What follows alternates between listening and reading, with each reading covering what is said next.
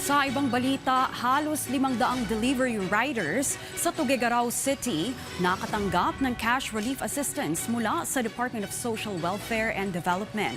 Bahagi pa rin ito ng pag-agapay ng pamahalaan sa mga apektado ng mataas na presyo ng petrolyo. Si Dina Villacampa ng Radyo Pilipinas, Tuguegarao sa sentro ng balita. Maagang nagtungo si Kuya Jimmy sa People's Gymnasium dito sa Tuguegarao City para mauna sa pila. Isa kasi siya sa daang-daang riders na natawagan para sa cash relief assistance ng Department of Social Welfare and Development o DSWD.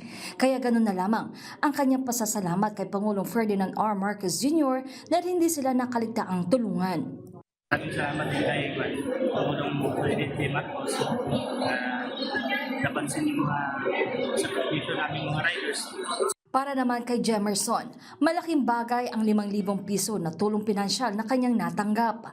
Malaki kasi ang nawala niyang kita simula nang tumaas ang presyo ng gasolina dahil sa gulo sa Middle East. Malaki po sa amin kasi sa pagtaas po ng gas, at least may income po kami kumumat sa amin na dagdagan po yung income po namin.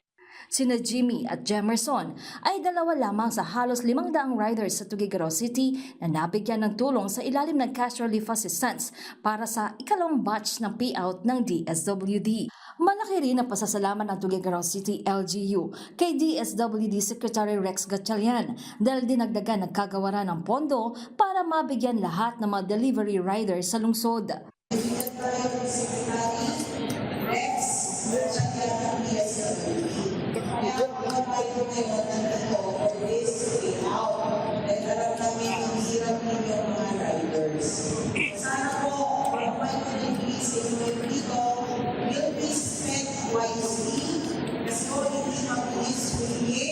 Sa kabuuan, aabot sa halos 700 delivery riders ang natulungan ng gobyerno sa lungsod.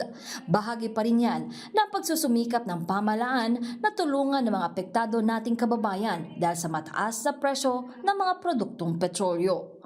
Mula rito sa Tuguegarao City para sa Integrated State Media, Dina Villacampa ng Radyo Pilipinas, Radyo Publiko.